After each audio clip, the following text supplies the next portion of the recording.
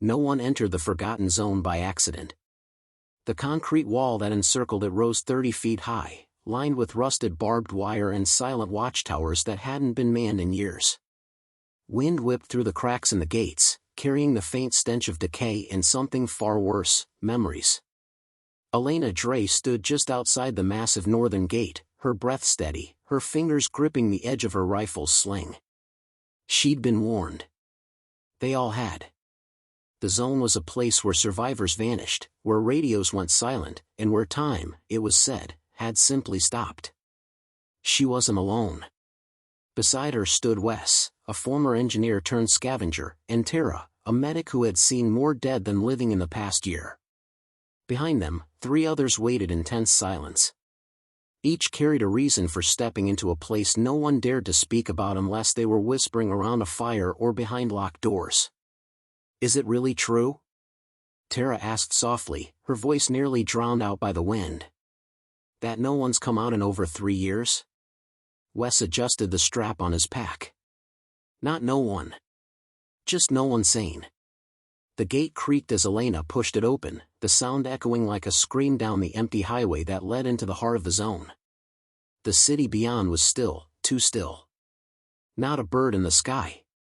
Not a dog barking. Just silence. They entered as the sun began its descent, casting long shadows across broken cars and crumbling storefronts. This place had once been a thriving city, a central hub before the outbreak. Now it looked like a graveyard carved into concrete and glass. Every step felt like walking into a memory that didn't belong to them. "Amaia," Wes said suddenly, holding up his hand. Movement. All eyes turned toward a storefront on the left. A shattered pharmacy window glinted in the last light of day. Amaia motioned for silence and crept forward, rifle at the ready. When she reached the glass, she peered in. Nothing. Just shelves stripped bare and dust swirling like spirits in the dying light. But then, just barely, she heard it. A breath. Not an animal, not a growl. A human breath. Controlled. Measured. Inside, she whispered. "Someone's alive." They breached the building swiftly, expecting a scavenger, maybe a feral survivor too broken to speak. But what they found was a boy, barely 12, clutching a hand-carved wooden bat and staring back with wild, feral eyes. "Please," he rasped. "Don't make noise." Amaia knelt in front of him, hands open. "We won't. You're safe." But the boy's eyes darted past her, to the street beyond. "You don't understand. They hear everything here. Even silence." Before she could ask more, Wes yanked her back.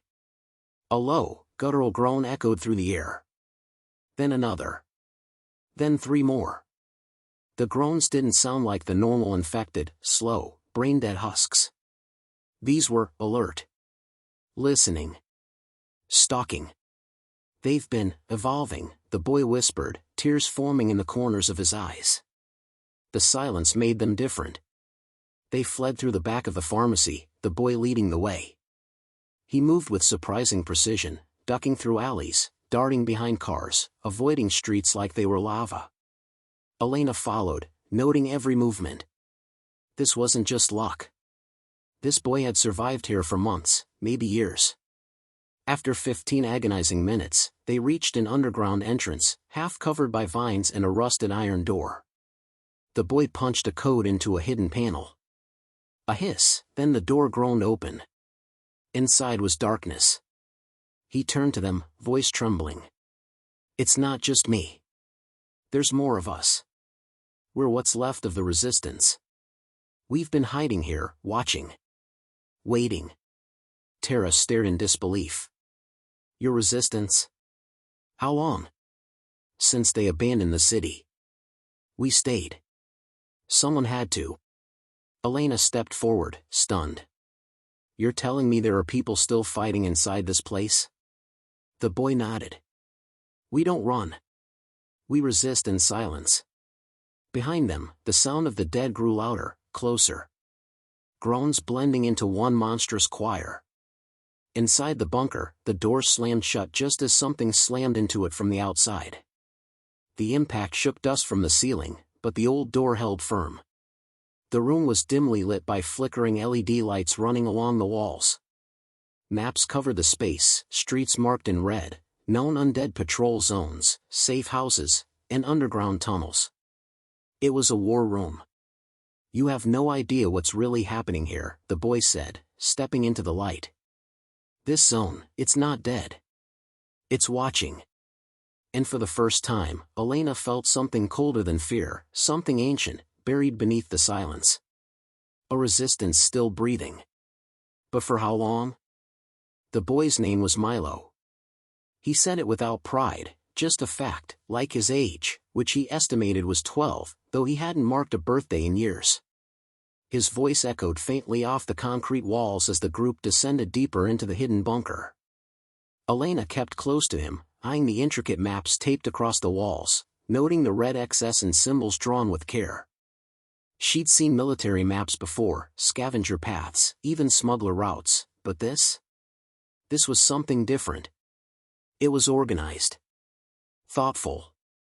Alive. "How long have you been down here?" she asked. Milo walked ahead, his small frame illuminated by the dim lights above. 2 years. Maybe more. It was just me and my sister at first. Then others found us. Some stayed. Some didn't. Didn't? Wes asked, raising a brow. "They broke the rules," Milo said simply. "The zone doesn't forgive mistakes." They passed through a rusted blast door and entered a larger chamber. Crates lined the walls, food, gear, batteries, weapons stripped of serial numbers. At the far end, a group of survivors sat in silence, each one rising the moment Milo appeared.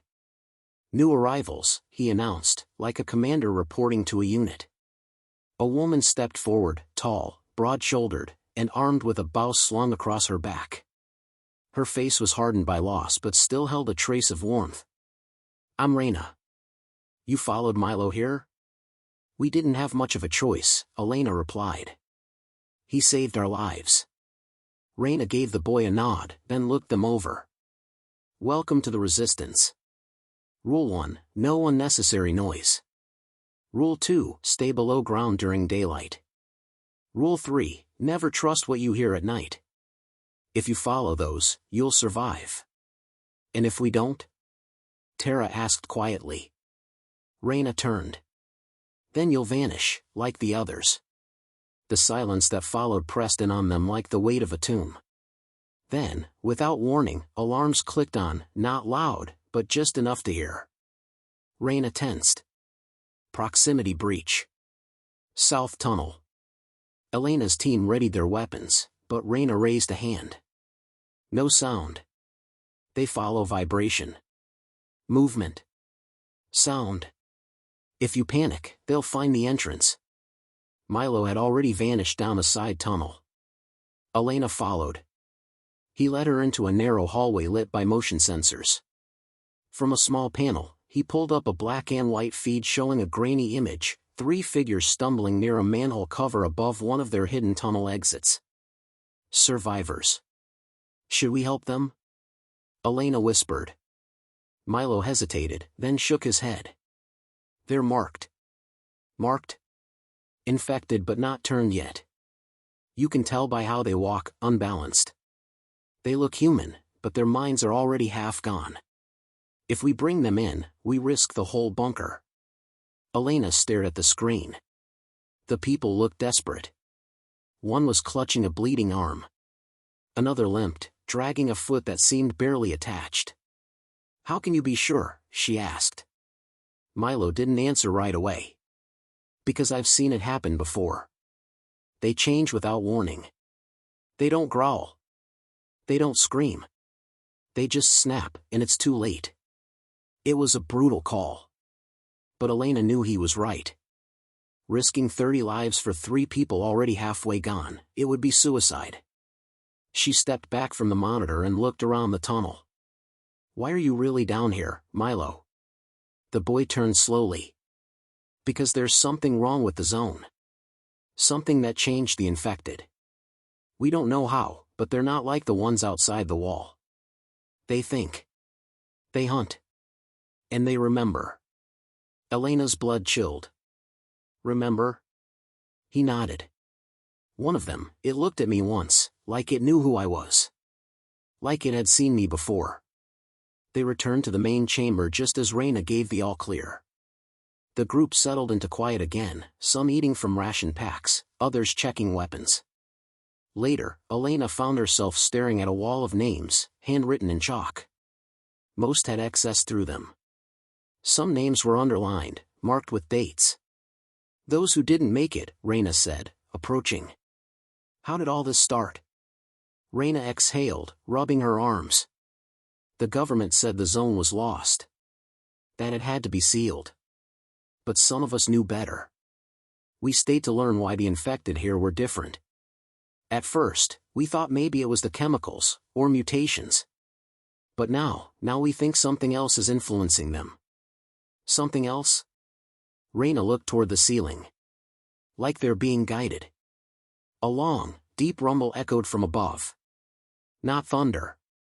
Not footsteps. Something listening. Milo reappeared in the doorway, his face pale. They've stopped moving, he whispered. All of them. At once.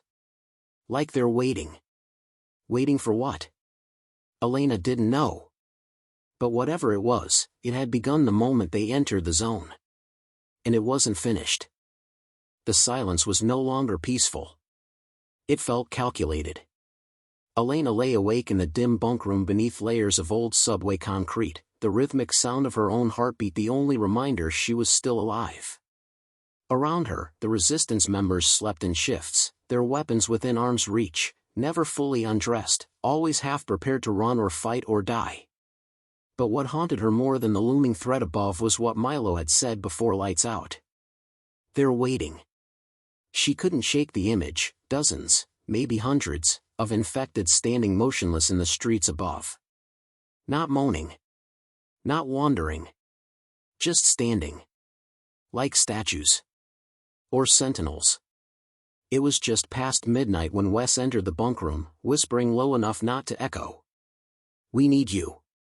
Elena slid from the cot and followed him down a narrow passage into the war room.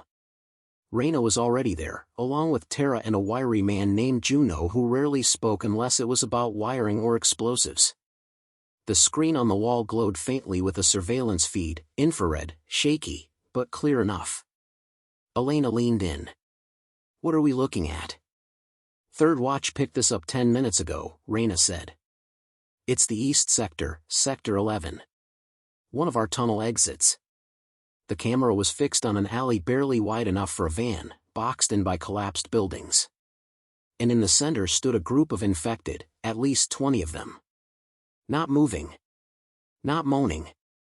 Just staring straight at the camera. Not at the wall. Not at sound. At the lens.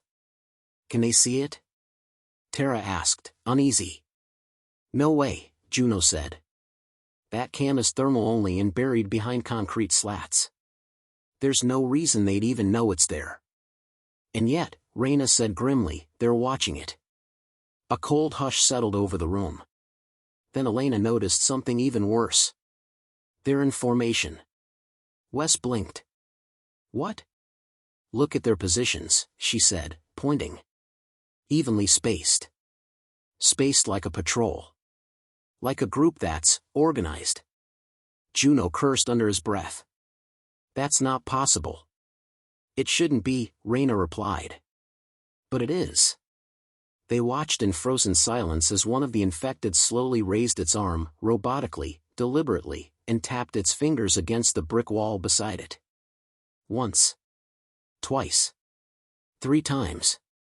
Then all 20 turned and disappeared down the alley, as one. Not zombies. Soldiers. What the hell are we dealing with? Wes muttered. Later, Elena found herself sitting across from Milo in the comms room, where static danced across long-dead radio channels.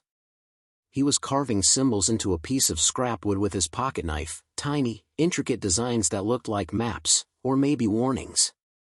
You said they remember, she said. Do you think they recognize us? He didn't look up. Not us. Then what? He tapped the wood with the blade. The sound of people. They don't understand words, but they remember rhythms. Patterns. Voices. The longer you talk, the more they remember you. She frowned. But how can they? I think they're connected, he interrupted. Not like a hive mind. But like a network. Like birds flying in sync. Like they feel each other. Elena's breath caught. A low hum crackled through the room. The radio. She turned. Was that? Milo was already on his feet. Someone's transmitting. Juno rushed in, followed by Raina and Wes. The radio popped and hissed again, then a faint signal broke through. Just a few garbled words. To anyone still inside. Zone isn't dead, they know we're here. Then static. Everyone stared at the speaker. Raina leaned in. That voice, did it sound familiar to you? Juno paled. That was Doyle. Who's Doyle? Elena asked. He was part of the first resistance team. Before this bunker. We thought he died when Sector 6 collapsed over a year ago. No one survives above ground that long, Tara said. Exactly, Raina replied. And yet, someone just did. By morning, plans were forming. Elena, Wes, and Milo would lead a recon mission to Sector 6, hoping to trace the signal and find Doyle, if he was alive. Raina wanted proof. If someone had lasted above ground for a year, maybe they'd figured out how the infected communicated. Or how to beat them. The tunnels leading north were half-flooded, unstable, and lined with traps meant to keep out the curious and the careless. The further they went, the more Elena felt it, not just danger, but surveillance. The air felt watched. When they reached the tunnel's end, Milo stopped. They're above us. Elena climbed the rusted ladder and pushed open the manhole cover. The street was quiet. Not empty, just still. Shattered buildings loomed like skeletons. Burned-out cars, overturned vending machines, crushed bicycles. And standing at the far end of the street was a single infected, its head tilted unnaturally. It didn't charge. It just watched. Then it raised its hand, and mimicked the same 3 taps against the wall as before. Tap. Tap. Tap. Then it turned and walked into the smoke. Behind it, dozens more emerged, blocking every alley, every path. And Elena understood. They hadn't come to ambush. They'd come to observe. And now they were ready. The dead didn't chase them. They watched. From rooftops, alley mouths, and shattered windows, the infected stared in absolute silence as Elena, Wes, and Milo slowly crossed the debris-strewn street leading to Sector 6. The city felt more like a tomb than ever before, one that had eyes. They're hurting us, Wes muttered, his voice low. Elena didn't answer. Every instinct screamed for them to turn back, to run, but the message had come from this direction. If Doyle was alive, if he had answers, they had to reach him. Risk was no longer a choice. It was the price of truth. Milo guided them past an overturned bus. Spray-painted along its side in faded red were words that chilled her. They remember the voices. Don't give them yours. I didn't write that, Milo said quietly, as if she might have thought he had. She glanced down. Then who did? He didn't respond. The entrance to Sector 6 came in the form of a half-collapsed shopping center. The air inside was thick with dust, hanging like fog. The fluorescent lights flickered as if the building still remembered what electricity was, though the hum had long since died. Elena stepped cautiously over broken glass and spilled clothing racks. Behind one counter lay the dried remains of someone who had crawled behind it and never left. Milo paused and gave a small nod of respect, not fear. Through here, he whispered, pulling open a fire escape door at the back. What lay beyond looked nothing like the dead city. They emerged into a hidden courtyard surrounded by concrete walls, vines, and makeshift camouflage nets. And at the center, tending to a small fire, was a man, bearded, thin, wearing mismatched armor made of plastic, wood, and scavenged metal. A battered radio lay beside him. The man didn't flinch when he heard them. "I wondered if anyone was still listening," he said. Elena stepped forward slowly. "Doyle?" The man nodded without turning. "That's what they used to call me." Wes raised his rifle halfway. "You sent the broadcast?" Doyle finally looked at them. His eyes were clear, wary, sharp, human. "Wasn't sure it would reach anyone. Most signals die in the static out here. But some things get through." Elena lowered her weapon. "How have you survived this long? What do you know about them?" Doyle motioned for them to sit.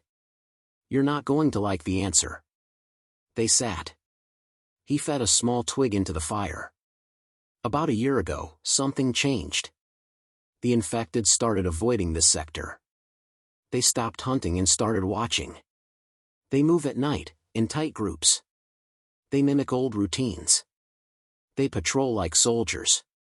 "We've seen it," Elena said. "But they also remember sounds," Doyle continued. "Voices, cries, even certain words.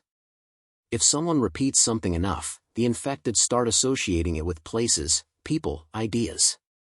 It's not just memory, it's like they're cataloging us." "That's impossible," Wes said. "I'd agree," Doyle replied. "Except I watched one right." Silence. Elena leaned forward. "Right what?" Doyle stood, walked to a nearby wall, and pulled back a canvas cover. Scrawled across the bricks, in a clumsy but deliberate hand, was a single phrase. "We hear you." Elena's stomach turned. "You saw it do this?"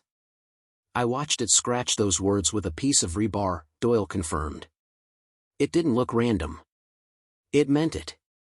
Milo whispered, "They're trying to speak." Doyle nodded grimly. "And worse. I think they're trying to learn." The fire crackled. "They don't just kill anymore," Doyle continued. "They test. They leave survivors, circle them, disappear, come back hours later. It's like they're studying behavior. Patterns. They remember what makes us scream. They remember what makes us afraid." Wes looked around.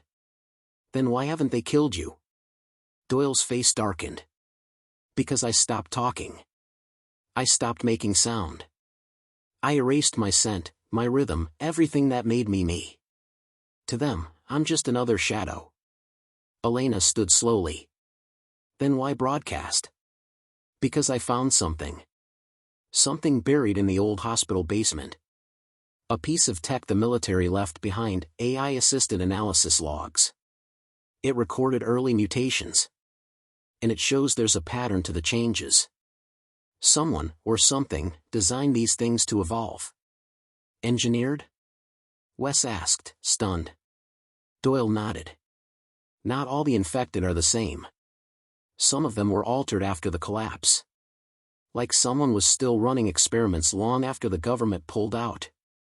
A sharp metallic clang echoed from above. Everyone froze. Doyle doused the fire. Milo pointed up. One of the infected stood on the ledge of the shopping center roof, perfectly still. Then another stepped beside it. And another. A full dozen in seconds. Elena counted 15 by the time they began tapping again. Tap. Tap. Tap. Doyle whispered, "They followed you." "No," Milo said, eyes wide. "They waited until we found him. They wanted us together." And in that instant, Elena understood, they weren't just being watched. They were being gathered.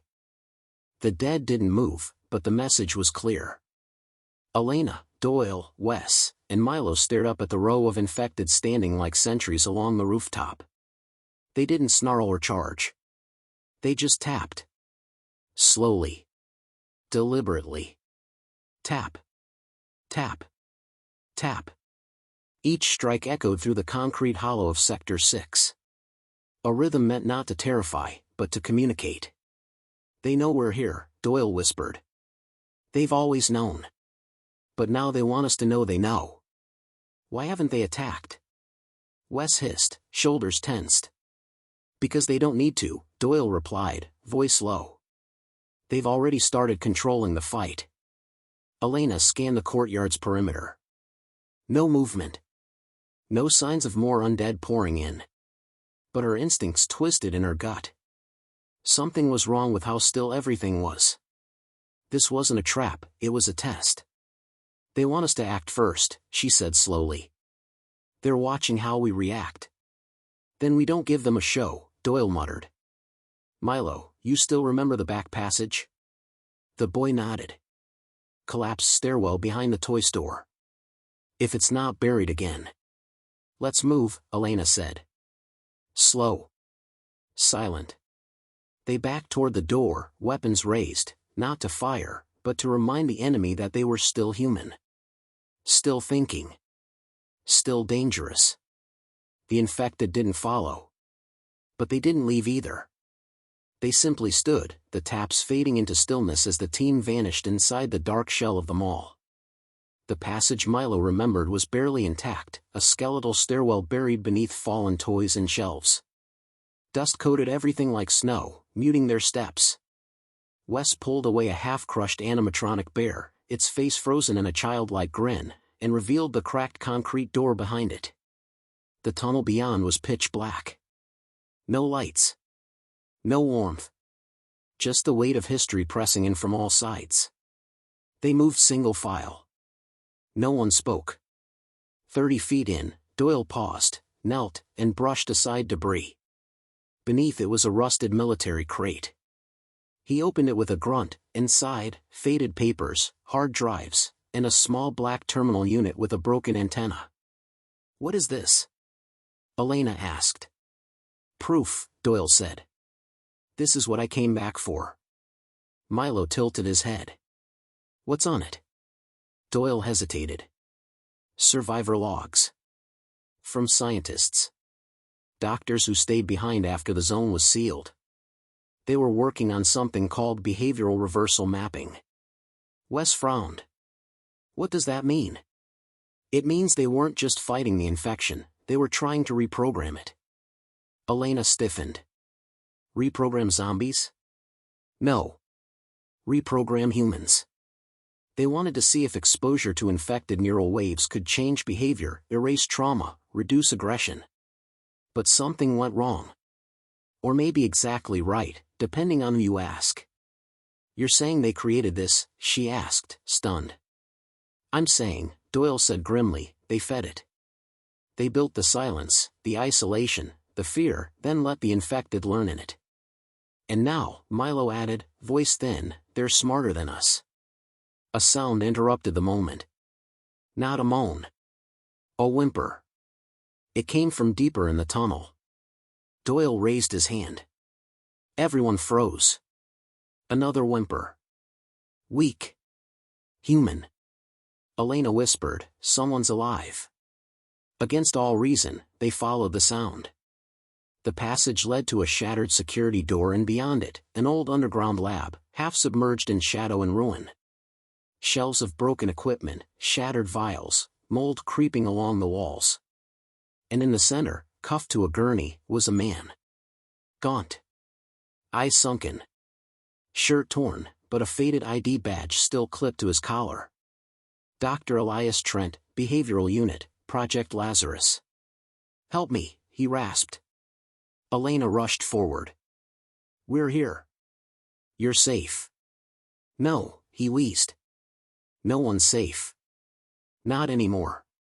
She began unfastening his cuffs. Doyle hovered near the console, scanning what was left. Trent? You were part of the program? The doctor nodded weakly. I stayed after the breach. They said we could still learn, still control the mutation, but it evolved faster than expected. It didn't want freedom, it wanted structure. Patterns. Obedience. Obedience? Wes asked.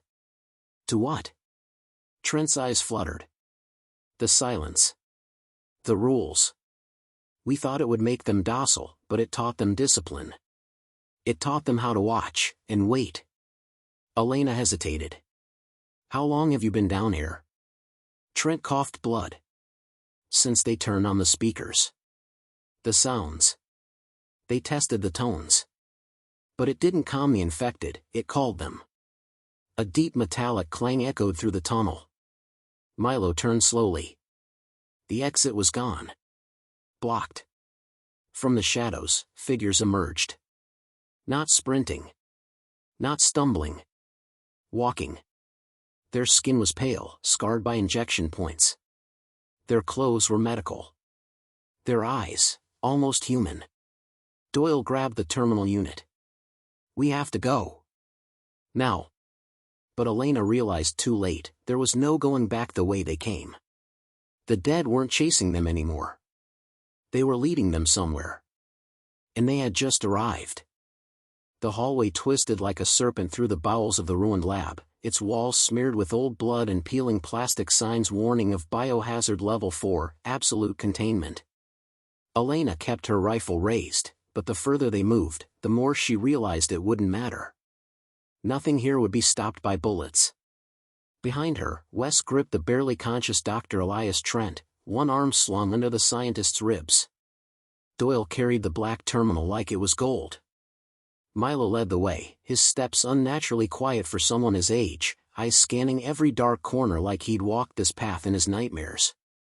They passed sealed doors with tiny fogged windows, behind some were tangled shadows that didn't move but felt like they remembered movement. One had claw marks etched into the reinforced glass from the inside. This place was a testing site, Doyle muttered. Off-grid. Not in the official zone maps. No one mentioned it, Elena said. They wouldn't, he replied. This wasn't meant to be survived. At the next junction, the hallway widened. Thick plastic sheets, yellowed and brittle, hung from the ceiling like curtains. Beyond them, a circular room opened up, dimly lit by cracked emergency lights still powered by a long-forgotten generator. The air buzzed faintly, like old machines whispering among themselves. Milo paused. This is it. The Hall of Failed Experiments. They stepped inside cautiously. The space was lined with containment pods. 20 in all. Each one bore a serial number and a subject designation. Some pods were shattered from the inside. Others were smeared with long-dried black stains. But one remained intact, its lights still faintly pulsing red. Subject 02, active status, dormant. Doyle approached it. This was the original trial group. They injected volunteers with controlled doses of the Lazarus strain, hoping to map emotional erosion and neural rewiring. Instead, they created something that didn't lose its mind, just its humanity. Trent groaned. They weren't supposed to live. And yet they did, Doyle snapped. Elena stared at the intact pod. Inside, submerged in faintly glowing gel, was a figure, human in form, but wrong in every way. Its face was neutral, eyes closed, but its fingers twitched every few seconds. Its brain lit up faintly on the monitors. Still dreaming, Milo whispered. The silence was broken by a slow hiss. The pod released a puff of pressure. The subject was waking up. Elena backed away. We need to leave. Now. But Doyle shook his head. We can't. This is it. This thing, it may be the reason the infected remember. It could be the source of the pattern. And what do you think it's going to do when it wakes up? Wes growled. Thank us? The monitors suddenly flickered. Code scrolled fast across the main console, unauthorized commands. The room's lights dimmed. A voice, electronic, but eerily calm, emerged from hidden speakers. Protocol override. Subject 02 activation in progress. Milo grabbed Doyle's arm. Someone else is watching. No, Doyle said grimly. Someone else is controlling. The gel began draining from the pod. Elena turned to run. But the door they'd entered through slid shut with a mechanical grind. They were locked in. The figure in the pod slowly opened its eyes. They weren't red. They weren't glassy or lifeless. They were focused. Trent gasped, trying to speak. It retained cognition. The figure inside moved its head toward them, just slightly, as if recognizing something. Then, without any sign of aggression, it placed its hand against the glass. It didn't snarl. It listened. Tap. Tap. Tap. 3 times. Same rhythm. Milo stumbled backward. That's it. That's the one that taught the others. Suddenly, the console behind them flared to life. Audio files began playing, recordings from long ago.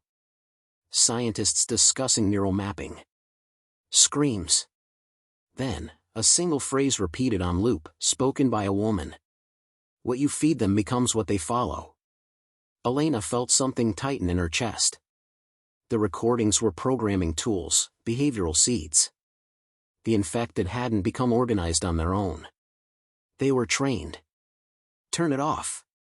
Wes shouted, slamming the console with his rifle butt. Too late. The subject inside the pod stood. Not staggering. Not zombie-like. Standing. Like it understood. Then it smiled. Cold. Hollow. The light shut off. Complete darkness. Screams echoed from behind the walls, inhuman and yet painfully aware. The backup door opened with a metallic groan, and Milo shouted, "This way." They ran into the black, the pod hissing behind them as the subject stepped out, dripping with gel, silent as the dead, and twice as dangerous.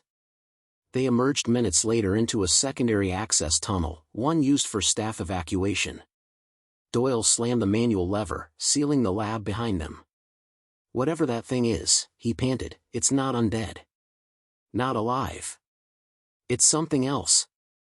Elena nodded grimly. And it's leading the rest. The infected weren't a virus anymore. They were an army. And the zone?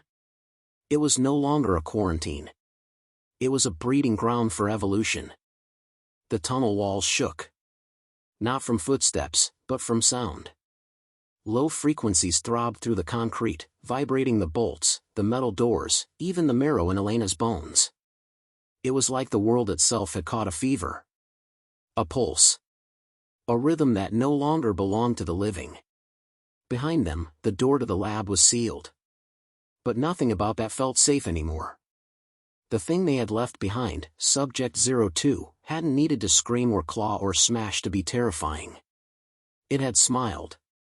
Doyle pushed ahead through the tunnel, clutching the military terminal tight against his chest. Milo kept to his side like a shadow, constantly checking behind them. "We need to get back to the resistance," Wes said. "We show Reyna the logs. We show them what we saw. This changes everything." "No," Doyle replied. "This proves what we feared. The zone isn't an accident.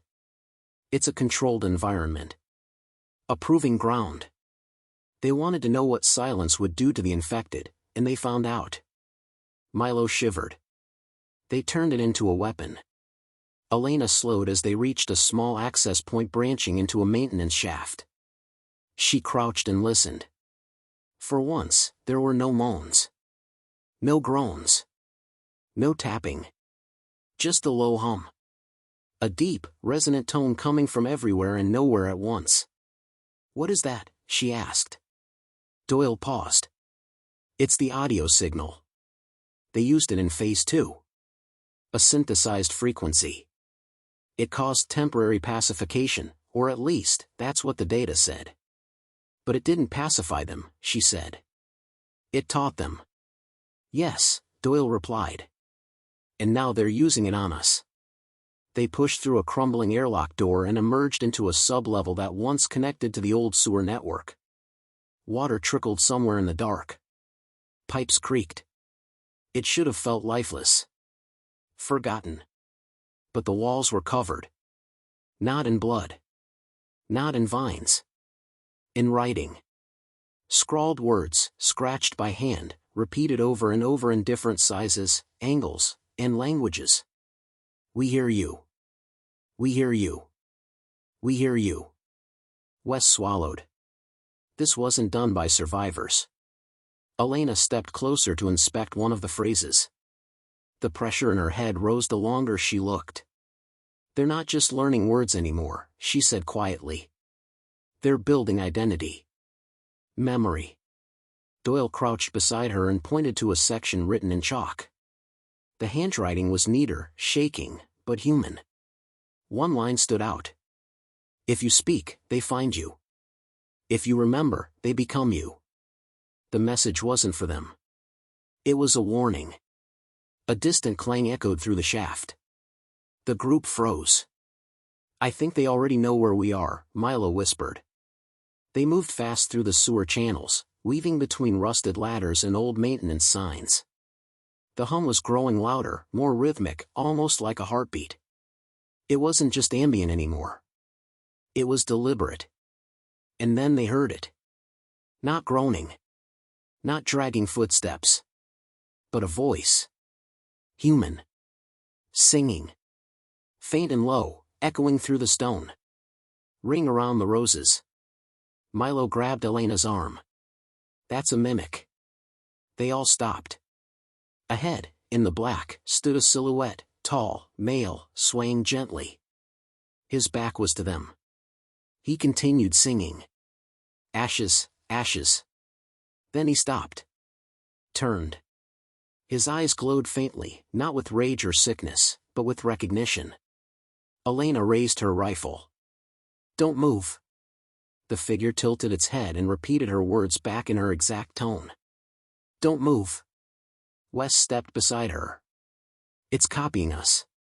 Doyle's voice cracked. "It's not just copying, it's practicing." The thing stepped forward slowly, dragging its fingers along the stone wall. It wasn't attacking. It was observing.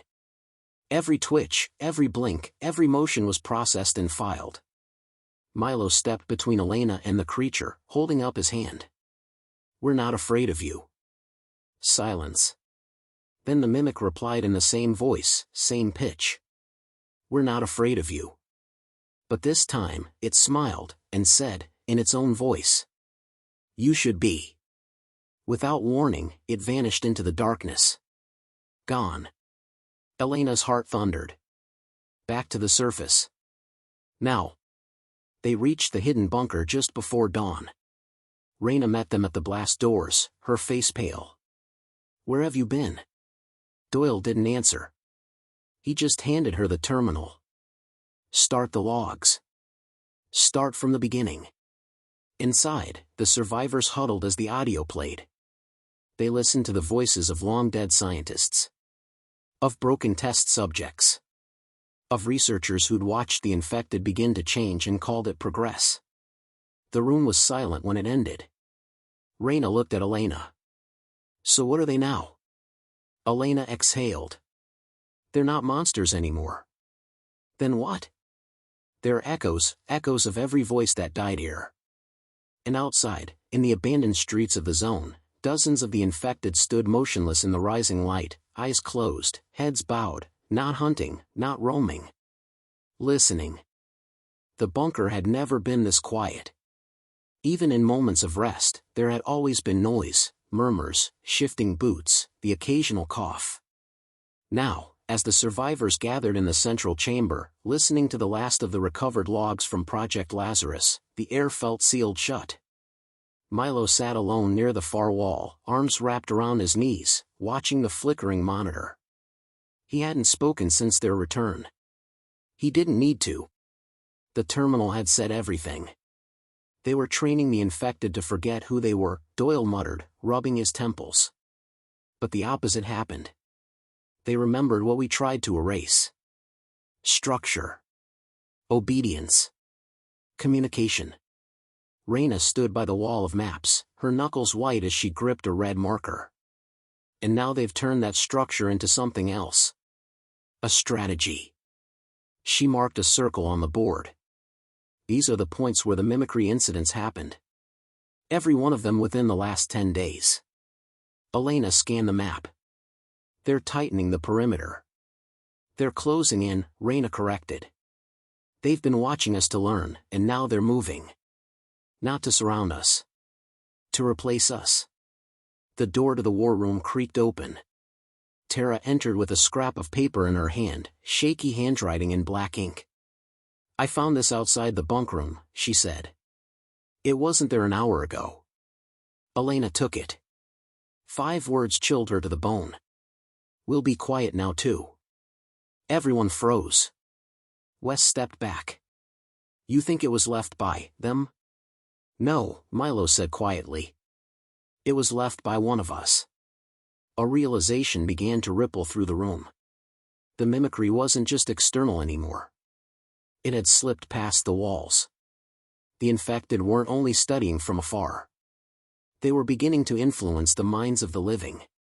That night, the resistance prepared to move. The hidden tunnels were no longer safe. If the infected were closing in, if even the bunker was compromised, staying meant death, or worse. They would flee to the northern gate. Elena packed quickly, keeping close watch on every sound, every word spoken. A new rule had emerged in her mind: don't say anything you don't want repeated. At the exit shaft, Doyle held the terminal tight, a portable power cell strapped to his hip. "We broadcast the files. Every channel, every old tower still working. We get this truth out. Even if no one's listening now, someone will." "And what happens after?" Reyna asked. He looked up, eyes hollow. "Then we run." The shaft opened into an old subway line, one last unmonitored escape path. Or so they thought. They'd made it halfway to the surface when the sound began. Not footsteps. Not moaning. Speaking. Dozens of voices. Some familiar. Some stolen. "Don't run. Stay quiet. We are you now." Milo gripped Elena's sleeve. "They're here." Figures emerged from the shadows, infected, but not charging. They stood with heads tilted, mouths working in slow sync. One looked like a child. Another wore a faded soldier's vest. Another carried a radio, replaying distorted clips of human conversations, overlapping like a choir. "We remember. We hear you. We learn. We follow." Reyna raised her rifle. "No," Elena said firmly. "They want us to speak. To engage. That's how they feed." The infected watched her. And then, as one, they turned their backs and walked away. No attack. No chase. Just retreat. Doyle stared after them, stunned. "What does that mean?" Elena swallowed. "It means, they don't need us anymore. They've finished learning." They reached the surface as the sun rose over the skeletal skyline of the zone. Smoke curled from distant buildings, but no infected followed. For the first time, the city wasn't just dead, it felt empty. Elena looked around. "Why is it so quiet?" Tara, checking the wind, said, "It's too quiet." A crackling burst of static came from Doyle's terminal. He opened the frequency. A voice broke through, low, emotionless, familiar. "To those beyond the walls, we see you." Everyone stopped. "We do not seek to destroy. We seek to become. You taught us that." The voice cut out. And then, across the rooftops of the dead city, speakers long thought broken burst to life. The same voice repeated a phrase, louder and louder. "We hear you. We hear you. We hear you." Milo dropped his pack. "They're not hunting. They're broadcasting." Wes looked to the sky. "They're sending a message to the outside world." Elena stood in stunned silence. The zone hadn't been forgotten. It had been listening. And now, it was answering. Back underground, deep in the remains of the lab, Subject 02 sat alone in the dark. No restraints. No guards. Just walls covered in words and sound patterns drawn in blood and ash. It pressed its hand to the wall, fingers tapping softly. Tap. Tap. Tap. Outside, in cities untouched by infection, radios began picking up ghost signals. Messages. Imitations. Voices that shouldn't exist anymore. the infection had changed. And it was no longer looking to spread by bite. It would spread by language. By memory. By us. End of Part 8.